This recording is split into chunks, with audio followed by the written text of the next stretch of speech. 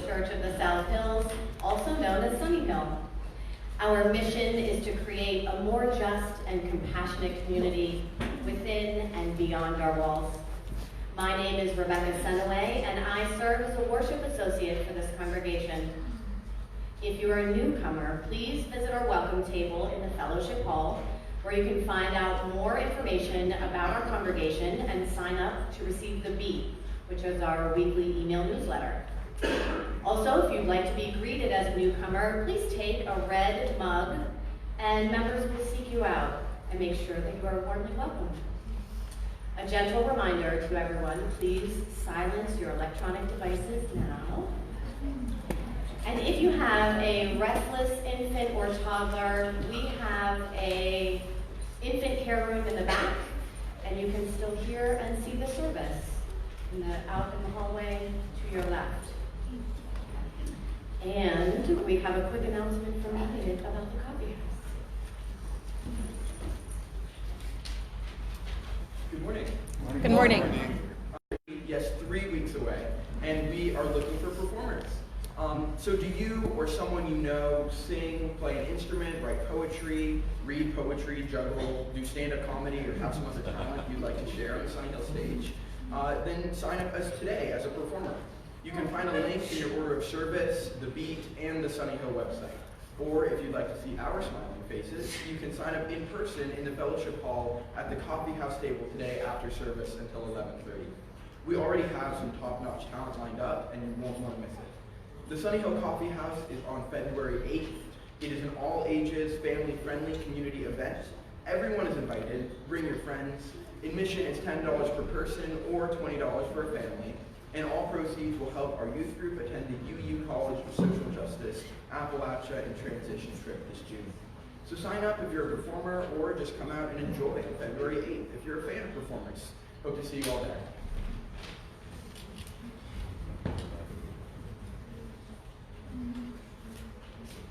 Our opening words were written by Martin Luther King Jr. It is not enough for us to talk about love. Love is one of the pivotal points of the Christian faith, but there is another side called justice.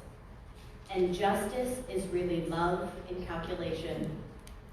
Justice is love correcting that which revolts against love. Please join me in saying the words for lighting our chalice. We Light our flaming chalice to illuminate the world we seek. In the search for truth, may we be just. In the search for justice, may we be loving. And in loving, may we find peace.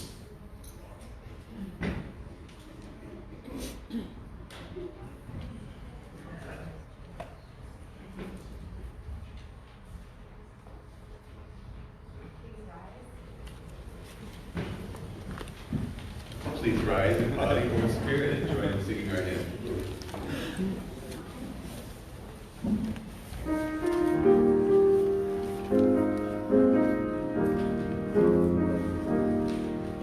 Sun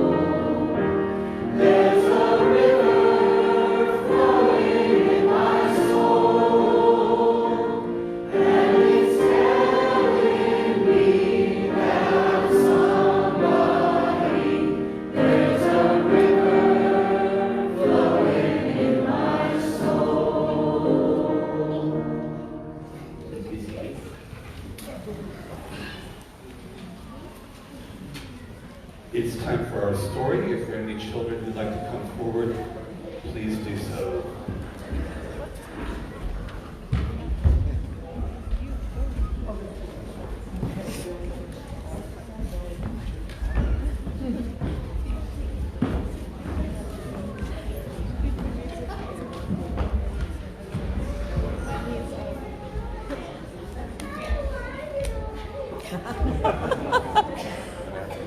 Somebody doesn't want to. Right.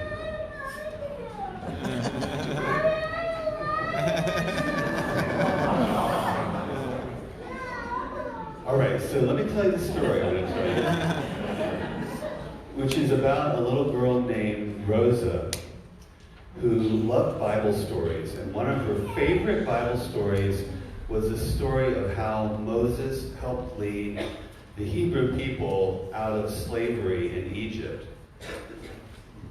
Moses was a young man who lived in Egypt who had a conscience, meaning he knew what was right and what was wrong. And the voice of his conscience was telling him that the Pharaoh, the ruler of Egypt, should let the Hebrew people go. Let them leave Egypt, let them leave slavery and live free lives on their own. And this voice told him, go tell Moses, let my people go. And so Moses worked up the nerve to go to Pharaoh, and that's what he said. He said, let my people go. And Pharaoh said, I don't think so. Pharaoh said, slavery is working pretty well for me because I get all of this labor for nothing or next to nothing. And besides that, it's good for the economy. It keeps things moving and growing here in Egypt. And Moses said to Pharaoh, he said, you may be on the side of slavery, but the universe is on the side of justice. And you have to watch out, because if you don't let the Hebrew people go, some mighty bad things are going to start happening in Egypt. Moses said, the waters will run red. He said, there'll be frogs coming all over the place, messing everything up. There'll be bugs and gnats, and eventually the sun will go from the sky and daytime will turn into night. Moses said, Pharaoh, like I said, you may be on the side of slavery, but the universe is on the side of justice. And Pharaoh said, well, we'll see about that. And eventually, the things that Moses said were going to happen did happen. There were all these plagues with frogs coming up and eating all of the crops in the land, and bugs everywhere getting into people's eyes and ears, and there was hail falling from the sky, destroying whatever crops were left in the field that the frogs hadn't already gotten.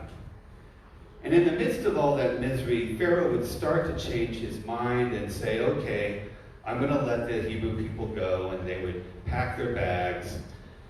And then he would change his mind back the other way and say, no, you can't go after all, and they would have to unpack their bags. But finally, after all of these plagues, he decided that he had to relent and let the Hebrew people go.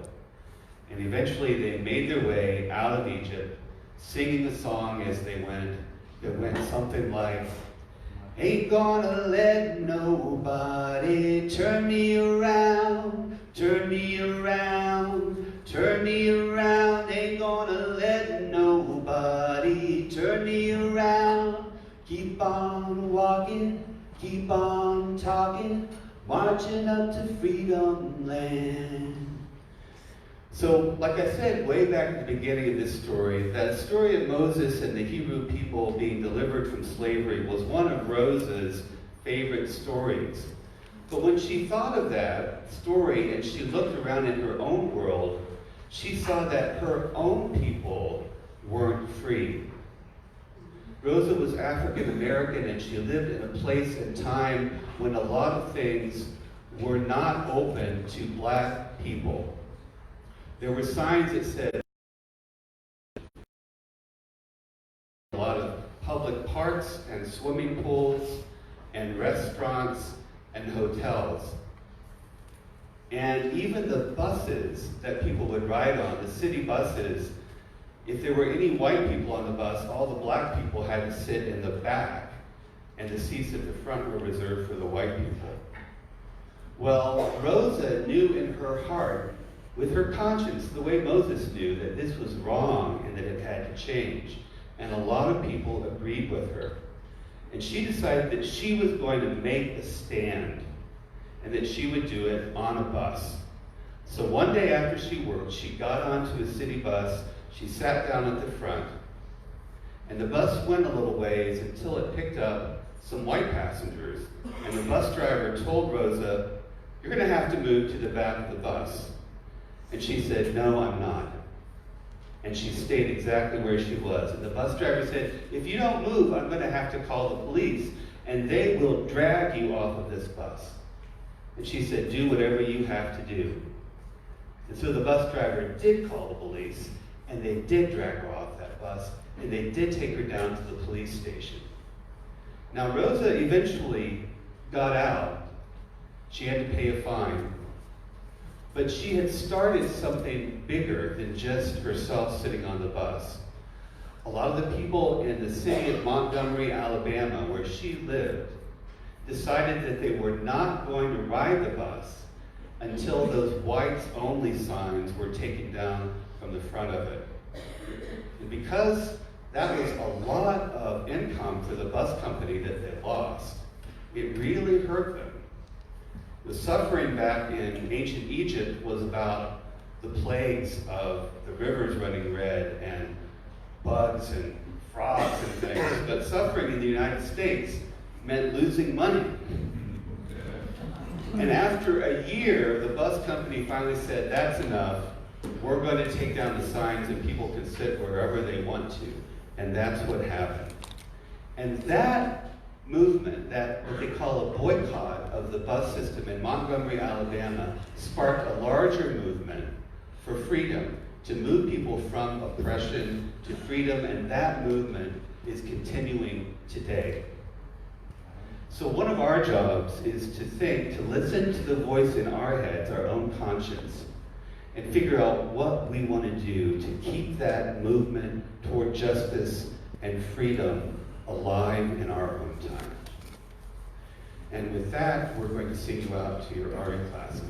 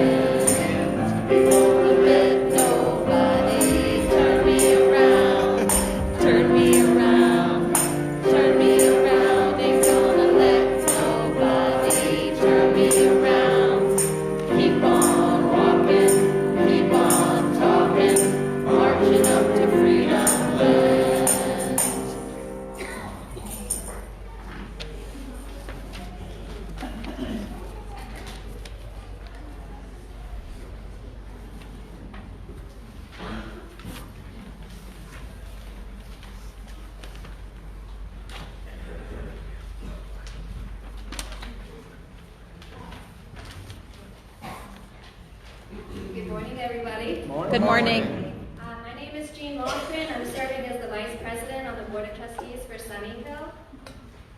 When we undertook our building project, we did so that we could expand the presence of Sunnyhill and warmly welcome more individuals into this space. At the time, we had projected that we would reach an 80% capacity around the year 2023. We significantly underestimated our growth potential.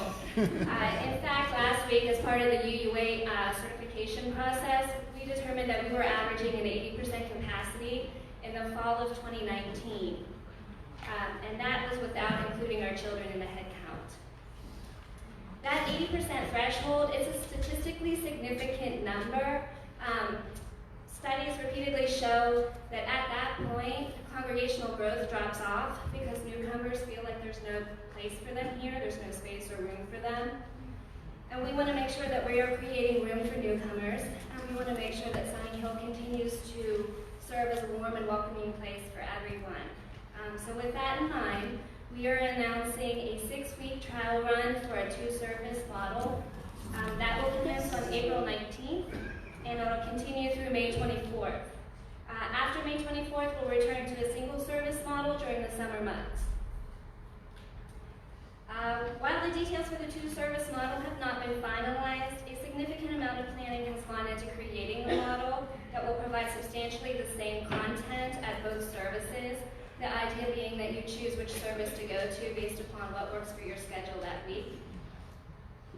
As we approach April 19th, there will be more information that's provided to you, and there will also be meaningful opportunity given so that you can provide your feedback and your comments concerning your experience with this trial run.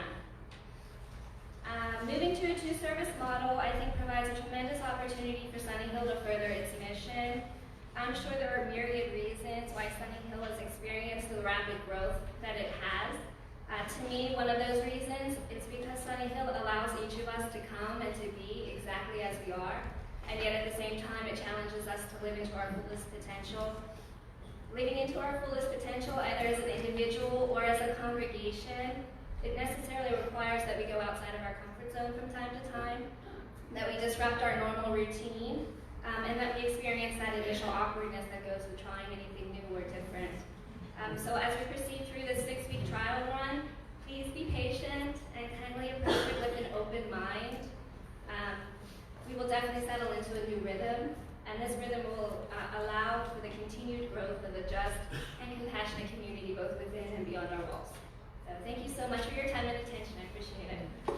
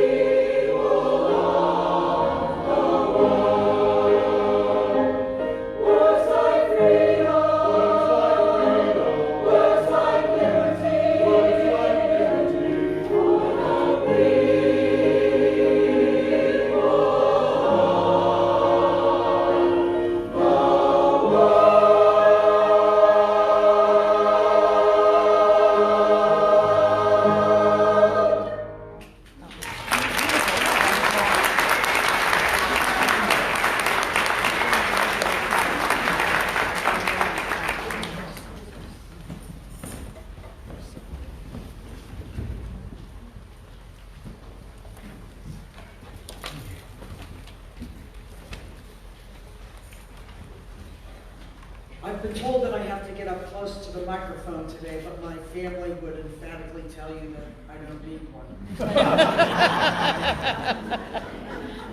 Good morning, my name is Angela Klein, and I'm a member of the Pastoral Care Team, whose task it is to reach out to members of Sunnyhill going through difficult life events, wherever they may be, the loving presence that binds our community together.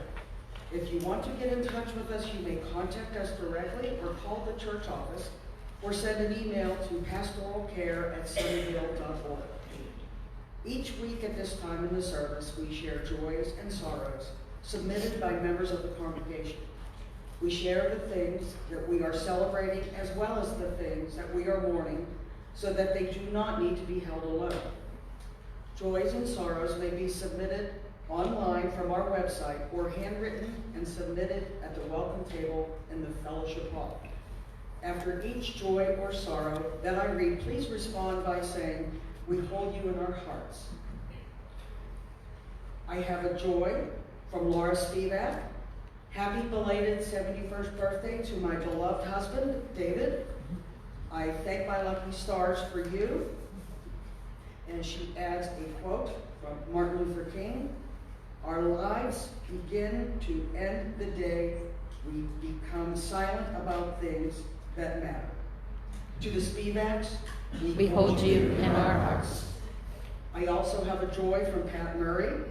Over 20 Sunnyhill folks carpooled to the MLK Let Freedom Sing celebration at the Ebenezer Baptist Church. It was fabulous. Let's plan a bigger group next year. To Pat and the attendees, We hold you in our hearts. let us take a moment of silence to bear in mind these joys and sorrows, as well as those that are held too closely to be shared.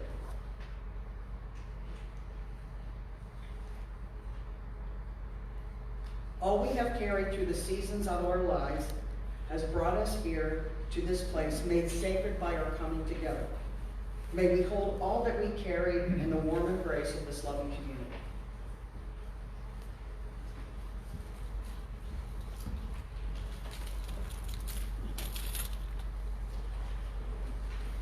I invite you to join me in the spirit of meditation or prayer.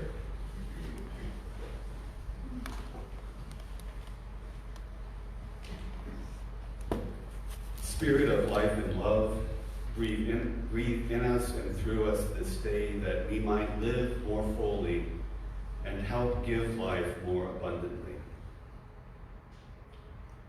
We give thanks for being here in one another's presence, for the many gifts that we have been given, for the great beauty that surrounds us today and every day.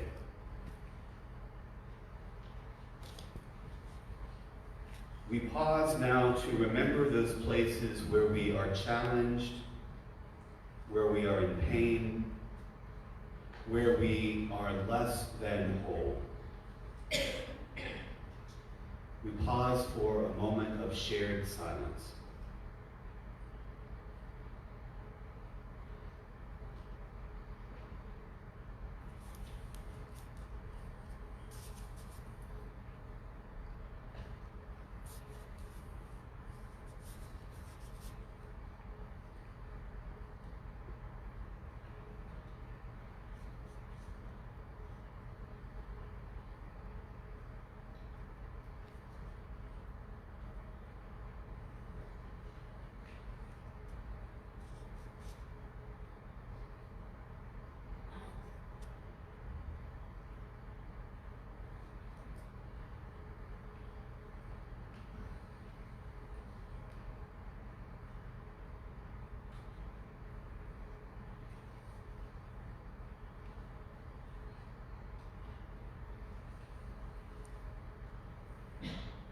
Injustice today tends to lurk in the shadows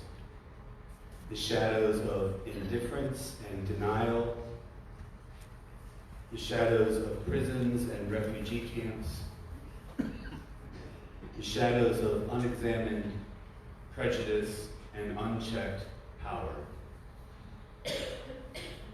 We pray that we might answer the call to shine a light in those shadowy places, the places where love is obscured by hate and fear, that we might unstop the mighty stream of justice waiting to flow through us and around us. May we become channels for justice and compassion, that this world might know more love,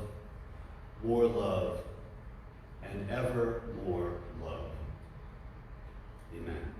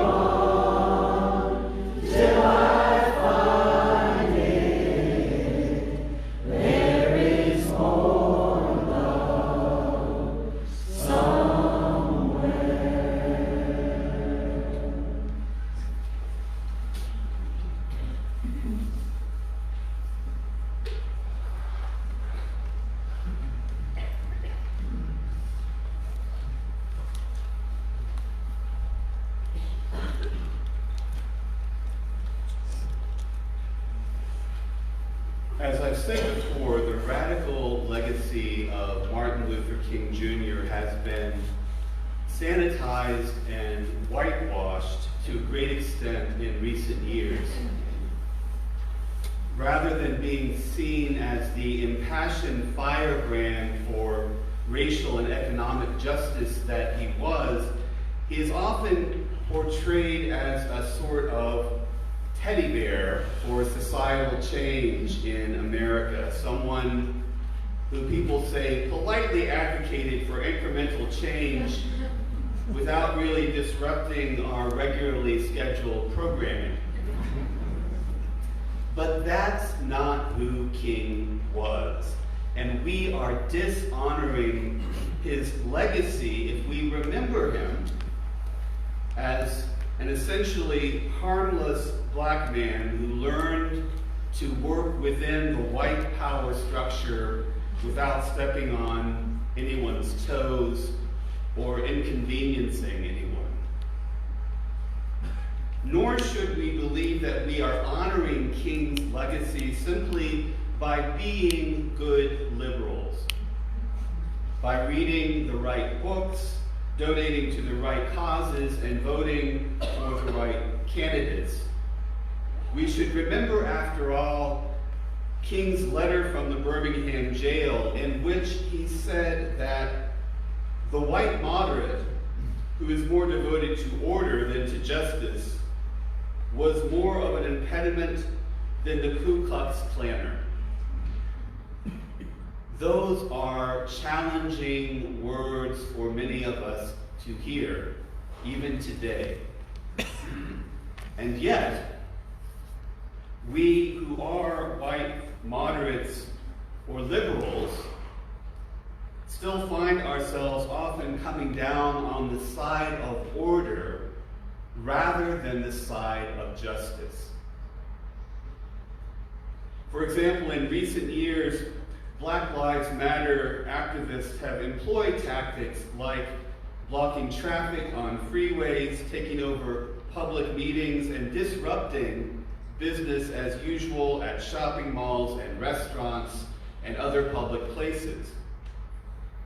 Many people have criticized these tactics, sometimes saying that these protesters should be more like Martin Luther King, meaning more orderly and less in your face. But we are misreading and misremembering history if we think that King was not every bit as confrontative as today's activists. As noted by Jean Theoharis, an author and political science professor, in 1964, Dr. King refused to condemn the Brooklyn chapter of the Congress of Racial Equality's plan to create a major disruption by stalling cars on highways that led to the World's Fair at Flushing Meadows. After all, the goal was to draw attention to rampant inequality in the city, which had long been unaddressed. King wrote in a letter to civil rights leaders, "If our direct action programs alienate so-called friends, they never were really our friends." Indeed, mainstream newspapers lauded his work in the South, but took issue when he brought the same tactics north. In 1967, Dr. King in the Southern Christian Leadership Conference announced the need for mass disruption in northern cities to draw attention to long-standing inequalities. The New York Times criticized the idea as certain to aggravate the angry division of whites and Negroes into warring camps, part of the paper's long history of deploring direct action on its home turf. 3 years later, when 460,000 New York City students stayed out of school to demand a comprehensive school desegregation plan, making it the largest civil rights demonstration of the decade, the Times called the day-long boycott unreasonable and unjustified. More than 50 years later, similar actions by today's activists are met with similar responses from mainstream media and even from many of us who identify as liberal or progressive. We tend to be in favor of well-reasoned progressive arguments in newspapers and on television, but we draw the line when it comes to disrupting our day-to-day activities. Theoharis says, In his 1967 book, Where Do We Go From Here?, Dr. King noted the limits of Northern liberalism. He said, Negroes have proceeded from a premise that equality means what it says. But most whites in America, including many of goodwill, he wrote, proceed from a premise that equality is a loose expression for improvement. White America is not even psychologically organized to close the gap. That still holds true, Theo Harris continues. In 2014, the Civil Rights Project at UCLA found that New York State schools were the most segregated in the nation. Low-income students of color languish in underfunded schools, while wealthier students attend better resourced ones.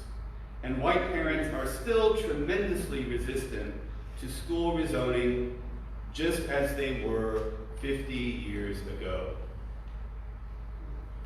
In other words, many white people are in favor of the idea of equal rights and opportunities as long as it stays in the theoretical realm. But if the act of creating equality in any way inconveniences or disrupts their current lifestyles, they are vehemently opposed. This disinclination toward inconvenience is something that we've got to face and overcome if we are to be true to our values of love and justice for all. We've got to look at the bigger picture and the deeper analysis rather than focusing solely on our own narrow self-interest.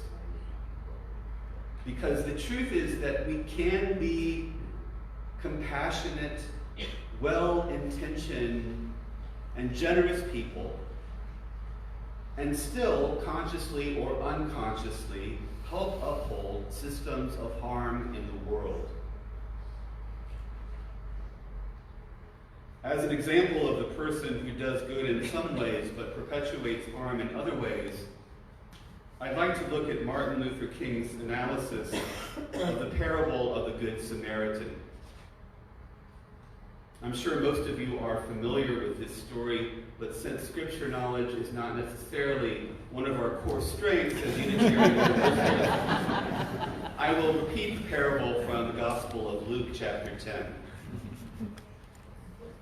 A lawyer stood up to test Jesus. "Teacher," he said, "what must I do to inherit eternal life?" Jesus said to him, "What is written in the law? What do you read there?" The man answered, "You shall love the Lord your God with all your heart, and with all your soul, and with all your strength, and with all your mind, and your neighbor as yourself." And Jesus said to him, "You have given the right answer. Do this and you will live." But, wanting to justify himself, he asked Jesus, "And who is my neighbor?" "A man was going down from Jerusalem to Jericho," Jesus said, "and fell into the hands of robbers who stripped him, beat him, and went away, leaving him half dead. Now by chance a priest was going down that road, and when he saw him, he passed by on the other side. So likewise a Levite, when he came to the place and saw him, passed by on the other side. But a Samaritan, while traveling, came near him, and when he saw him, he was moved with pity. He went to him and bandaged his wounds, having poured oil on them. Then he put him on his own animal and brought him to an inn and took care of him. The next day he took out 2 denarii, gave them to the innkeeper, and said, "Take care of him, and when I come back, I will repay you whatever more you spend." Which of these 3 do you think was a neighbor to the man who fell into the hands of the robbers? Jesus asked. The man said, the one who showed him mercy. Jesus said to him, "Go and do likewise." Often our analysis of this story stops with the fact that it was not the priest or the Levite who stopped to help the man who had been beaten and robbed, but the Samaritan, someone who was from a different ethnic and religious background from the man in the story, someone whose people were looked upon with animosity and suspicion by the local people. And that analysis is challenging enough in many ways. Indeed, who among us can say for certain that we would stop to help someone in need, especially if that person came from a background very different from our own, someone we might tend to view with some degree of enmity. But King went even further. Although he applauded the Samaritan's good deeds, he also wondered what else the Samaritan might have done that he did not do. In a sermon he preached in 1955, which was the same year that Rosa Parks sparked the Montgomery bus boycott, King said, "Here was the weakness of the Good Samaritan. He was concerned primarily with temporary relief, not with thorough reconstruction. He sought to soothe the effects of evil without going back to uproot the causes." Now, without a doubt, King said, Christian social responsibility includes the sort of thing the Good Samaritan did. So we give to the United Appeals, the Red Cross, to all types of agencies dealing with unfortunate conditions. In the midst of such staggering and appalling conditions, we cannot afford to pass by on the other side. King goes on, "Like the Good Samaritan, we must always stand ready to meet immediate human need. The person who fails to look with compassion upon the thousands of individuals left wounded by life's many roadsides is not only unethical, but ungodly. But," King said, "there is another aspect of Christian social responsibility which is just as compelling. It seeks to tear down unjust conditions and build anew instead of patching things up. It seeks to clear the Jericho road of its robbers, as well as caring for the victims of robbery." In other words, as Desmond Tutu is quoted as having said, there comes a point when we need to stop just pulling people out of the river. We need to go upstream and find out why they are falling in. Good deeds and good words are important, and God knows they're better than hateful deeds and hateful words. But what's needed is a deeper social analysis, a way of looking at the bigger picture that informs our actions in ways that go beyond merely patching things up. I have sometimes heard liberals, including myself, bemoan the fact that our current generation has no leader like Martin Luther King, no one single, galvanizing, charismatic figure behind whom all who identify as progressives can rally. But this thinking is, in some ways, deluded. The fact is that we have many, many leaders who are every bit as galvanizing, as inspiring, and as dedicated as King was.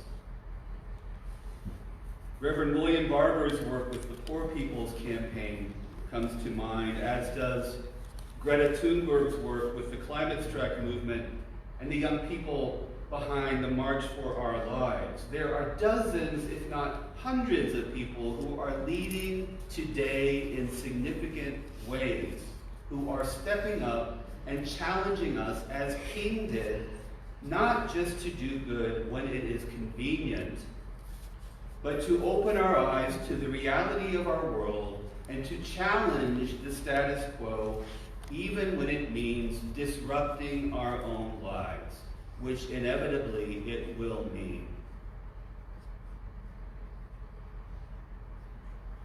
I am suggesting to you this morning that we are living in times when being good mainstream liberals may not be enough.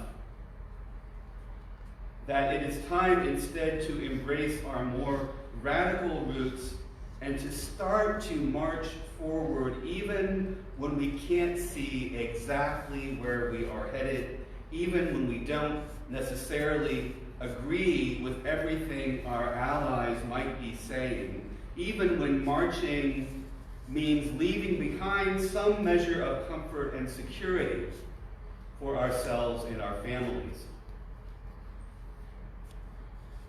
Let us not forget that two Unitarian Universalists, James Reed and Violet Liuzzo, lost their lives when they answered King's call to march for freedom in Selma, Alabama in 1965.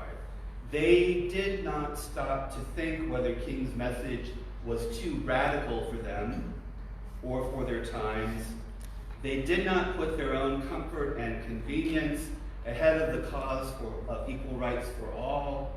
They did not limit their participation to letters to the editor or spirited discussions among friends.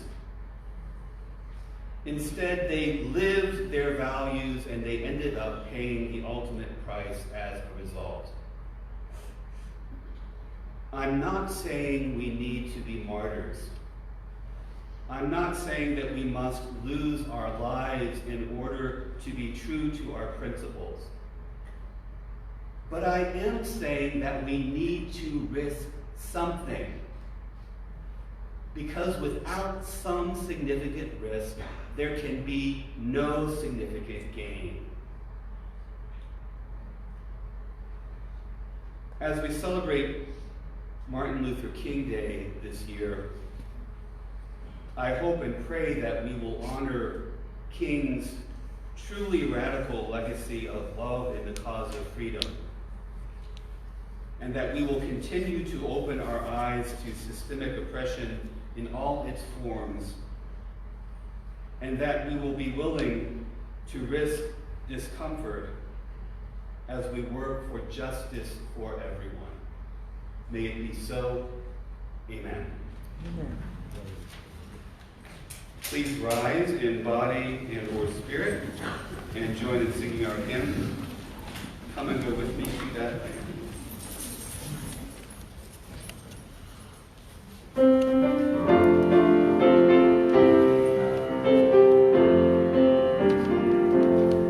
Come and go with me to that land.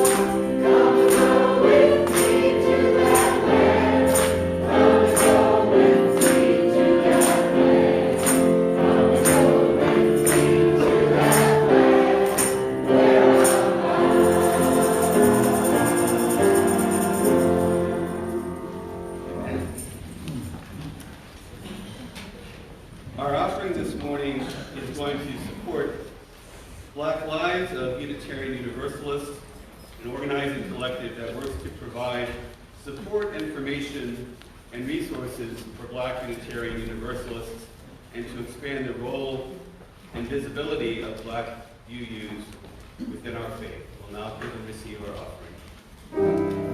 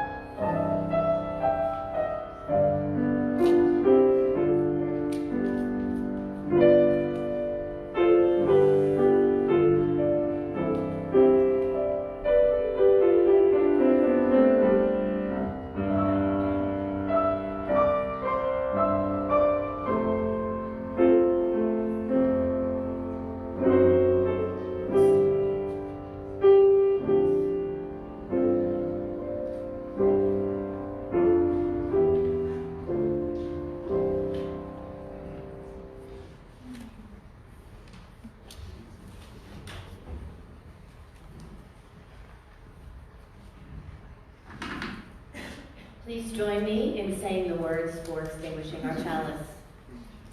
We extinguish this flame, but not the light of truth, the warmth of community, or the fire of commitment.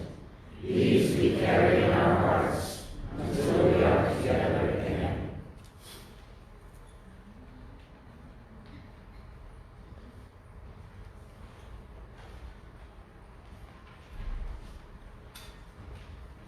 History, despite its wrenching pain, cannot be unlived, but if faced with courage, need not be lived again. Lift up your eyes upon the day breaking for you, give birth again to the dream. Go in peace.